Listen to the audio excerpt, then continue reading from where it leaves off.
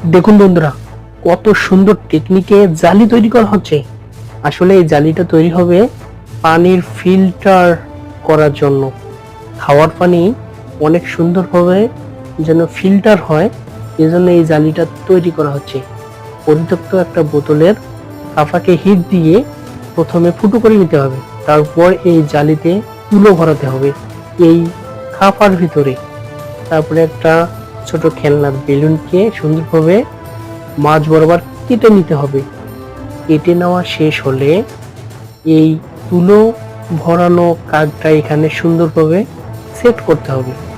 Set করার পরে এটা অনেক মেজারমেন্ট নিতে হবে, ঠিক মিডল পয়েন্টে এরকম একটা কেবল টাই দিয়ে সুন্দরভাবে পেঁচিয়ে হার্ডলি ভাবে বেঁধে নিতে হবে। বেঁধে নেওয়া শেষ হলে তারপরে আপনার কলের মুখে দিতে হবে।